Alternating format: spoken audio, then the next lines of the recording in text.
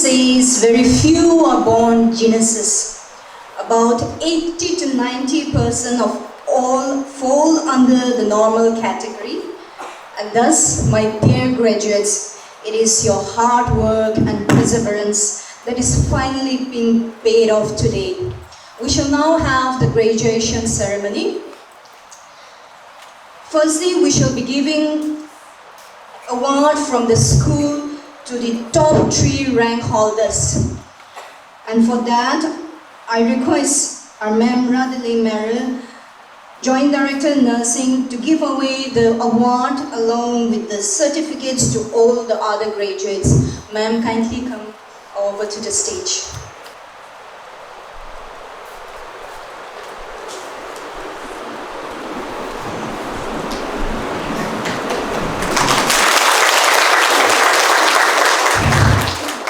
Sanjipala Kichular holds second.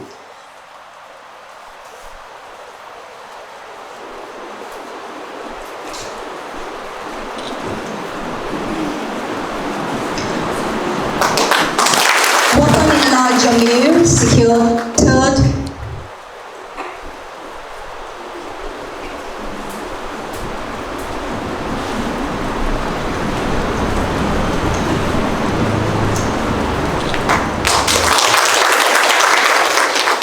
The presence of this assembly. To practice my profession with dedication. To practice my profession with dedication. I will serve mankind. I will serve mankind. With love and compassion. With love and compassion. Recognizing their dignity and rights. Recognizing their dignity and rights. Irrespective of color, caste.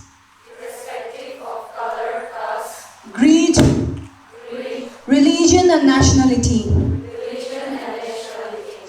It is my privilege and honor to address on this event, expressing my gratitude to the organizers for invitation to this event, enhancing visibility of honoring a young achievers, and I'm extremely humbled to be receiving this award. My name is Ketsovole Jamir, a proud graduate of School of Nursing, District Hospital Dimapur. I can say it without any doubt that School of Nursing has equipped me and all of these living stories sitting in front of me with confidence and a great opportunities to avail. I want to take this opportunity to thank my dear tutors, my parents, friends, for believing in me and always supporting and encouraging me. Your mentorship and guidance have played a crucial role in helping to achieve my goal. I was really contemplating how I would start or do my speech. Then I realized that people might be interested in my story. So how I reach here and what has been my journey.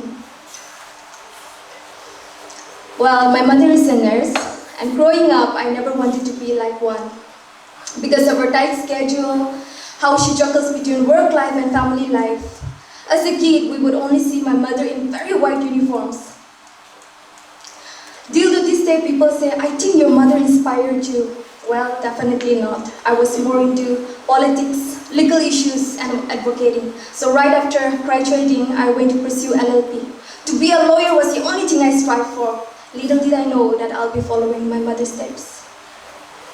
It was my mother who encouraged me to study nursing. Otherwise, I would have never thought of choosing nursing as my profession. So I took a complete U-turn and applied for nursing, which was really hard to get through. I remember how hard I worked, how many interviews I did, sacrificing so much for a year but did not get through, and how I felt wasted for a year. But because of my mother, I never gave up. So thank you to my dear mother. Only after joining nursing, I know why a nurse dedicates so much of herself. I believe it's because how much peace we get at the end of the day after serving a needy and sick person.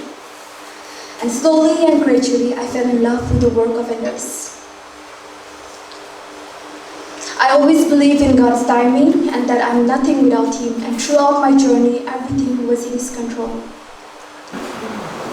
I thank the Lord Almighty and my family members for this opportunity given to me to stand in front of you to say a little something about my mother, Mrs. Ketsovole. As has been mentioned from time to time, and as you have been hearing from time to time, Our mother passed away 21 years ago on the 26th of May. Before I get into the details as to how she passed away, because we feel that it's a little important for us, and for some of you it may be of interest, so I'll give you a little detail about that. But as has already been mentioned, my mother was born in 1919. She came up from a family of the Lord's workers. Her father, our grandfather, was the first evangelist in the southern area. And because of the blessings that God has given upon our grandfather, his siblings, and we all receive that blessing. As we know, blessings flow from God to his believers and his faithful ones for 1,000 generations. And we also know that curses go to 7 generations of the person. Our mother was trained in Jorhat-based American Baptist Mission School, or Mission Hospital. She received a certificate, like some of you did this morning, in 1942. And it happened that she was the first person, the first lady to pass out the nursing training. That is in 1942. As has already been mentioned, she took a voluntary retirement in 1962. A voluntary retirement not only for her comfort, but for taking care of all of us. We are 7 in numbers. So she was there helping our father. She was also taking care of us and taking care of the sick people, whoever comes to the pharmacy, which was being run by our father, Wahina Pharmacy. It was on a Sunday, on 26 May, in 2002. She had us and some of her grandchildren around her. We all sat down to have an afternoon tea. Some people made tea, some of the family members made tea, some of them made puri and whatnot. So we all gathered together in her kitchen to have a cup of tea with my mother. For some of them, it is their grandmother. As we all sat down and waited on her to pray, to say the grace before we started having our tea, in the middle of saying the prayers for the refreshment that God has given us, she was quietly taken away from us. Those sitting around the table and those sitting on the other side of the table, all heads bowed down, waiting for her to continue her prayer. She no longer continued her prayer. So I just turned around to see what was going on. And I saw her head was bent down. In Anaga kitchens, we all know, we have short tables and we sit around on seats made of wood or murra. We were around her with everything in the center. She no longer continued her prayer. Then I shook her knee, since I was sitting next to her. But there was to be no answer. So quickly, those of us who were with her, especially some of us, the elder ones, We took her into the room.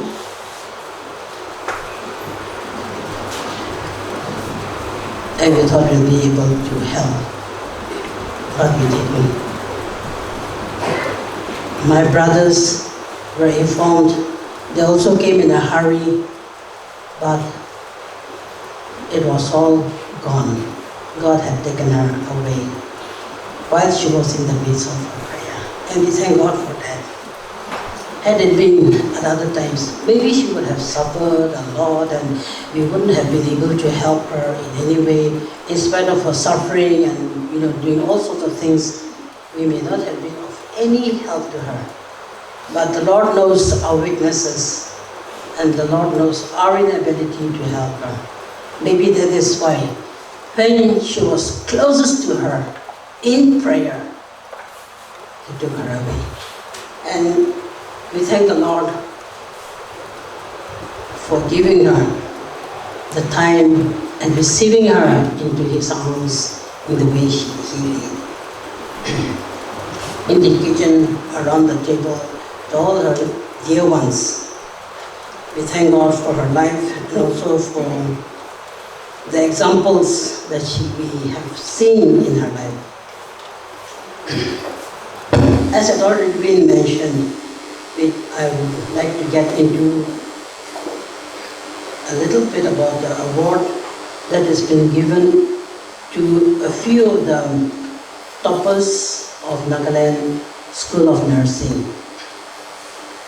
As I said, it was first started in 2002, and the first lady, the first passed out nurse to receive the award was from Metipema, Miss Niprenyo Vipra. Maybe some of you know her, or maybe some of you are even related to her, we don't know. But we are very proud that she was the first person to have received our mother's award. Of course, as had already been mentioned, during the COVID, we couldn't do anything about gathering together and then meeting the topper or having a function as we did this morning. But we are grateful to the Lord for giving us another opportunity whereby we could meet all of you, see all of you, and also the little award that we have brought could be given to the recipient this morning. As 53 of them, I think, not today. 53 of you get your graduation from School of Nursing, Dimapur today. I would like to remind all of you once again about the noble profession that you have taken up. Our madam has already said so much things about us. She has said so many good things about doctors and nurses. Thank you, madam. Yeah, and I would like to remind you all that you all are in a profession which is respected and revered, actually, which we may not be realizing sometimes. A profession which is not just giving the care, but it is about providing care for people, those people who cannot take care of themselves, who cannot provide for themselves. So I would like, as you graduate today, I would like to you all to keep this in mind. The 3 years of intensive training that you all have been getting from this school, both theoretically and practically, I am sure that it has made you all fully geared up to go out and give in practice what you have been taught here. Your duties and assignments, you have already learned what you're supposed to do, how you're supposed to behave, and the hectic works, a day, you cannot predict in a day whether the next hour will be according to what you have planned to spend the day. You may be called suddenly to go to somewhere for your duty, to attend to some ill patients, so be prepared for that. As I see you all graduating today, I feel very happy, but at the same time, I feel sad for you all also. With the burden, so to say, with so much responsibility. You cannot depend on on a senior, you cannot say that I don't know, please go and ask that one. Now you all have graduated. Now you have to say that I know everything. I've been taught to do this. So you have to go out and start delivering whatever you have learned from here. Your services also encompasses promotion of health, as we all know, your technical know-how that you have learned, the curative services that you will be giving to the patients. Then it also includes prevention of illness. You play a very big role here. You all are ambassadors of health now. You have to give health talks, you have to give your inputs, you have to guide people around you, your family, your neighbors, your friends. You have to tell them this is to prevent this illness, you have to do this. You cannot just stick to your hospital works, you have to give this awareness. You have to do awareness campaign everywhere you go. Then you have to be providing care of ill and disabled. This may go beyond your duty hours. You may be giving your services beyond your duty hours also to people, terminally ill people, disabled people, where you have to give the palliative care also. Not only the curative, but here you have to think of the palliative care, where your kind words, your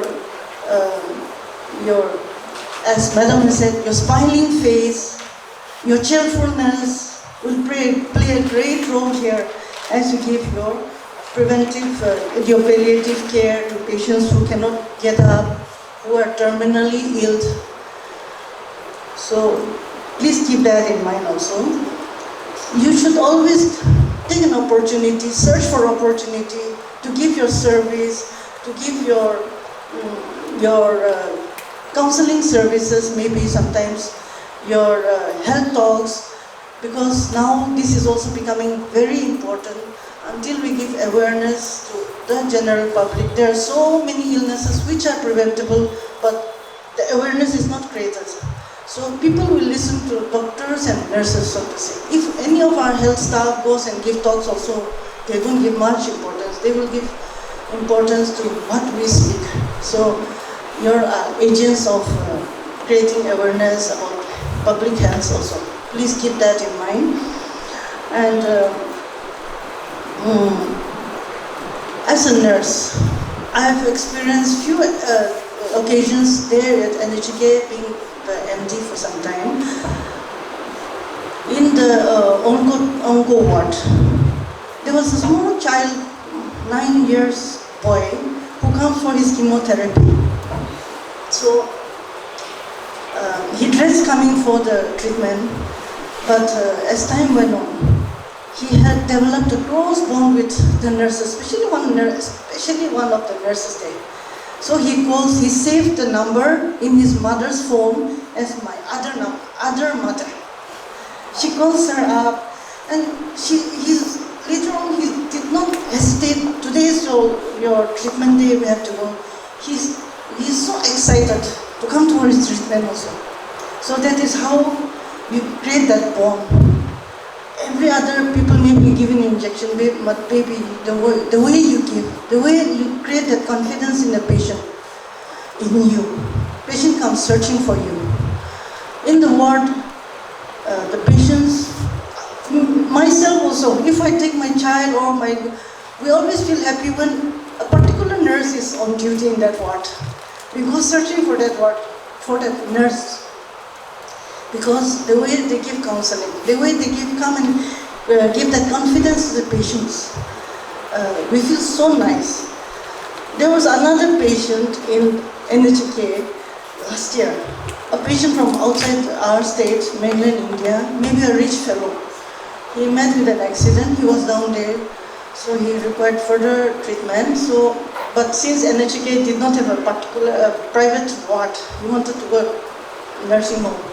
So when he went there, he wrote a check of quite a huge amount to one particular nurse. He said, I've never come across any nurse who is so good. So he wrote the check and left the hospital. When the nurse, she got it, she returned back the check to him, and she said that she wrote back that I'm doing what I'm supposed to do. This is my duty. And she sent back the check to Chips. So that is how you may feel that you are doing like any other of your friends. You are doing your duty. But one particular trait in you will attract people. They'll have more confidence in you.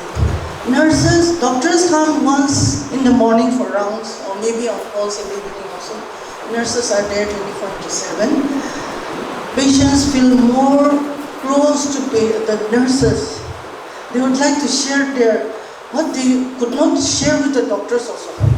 So the next day in the morning, the nurse will tell that the patient did not tell this to the doctor yesterday, but it seems she had this history of this disease. She had this complaint also, but she would not feel free to tell you. So that is how nurses, you play such a big role in treatment of a patient and promoting health. People listen to you. Your uniform itself, people feel happy when we see you around. So I always insist that nurses wear uniforms. I don't know. I wanted to become a nurse actually. We are so attractive. We used to make paper caps and all these things, that thing. And your uniform itself makes people think that these are good people. These are kind people. So please keep that in mind. As you graduate from here, you have your pledge, such a wonderful pledge you all have read up today. We pray and hope that you remember your pledge every day of carrying out your duty.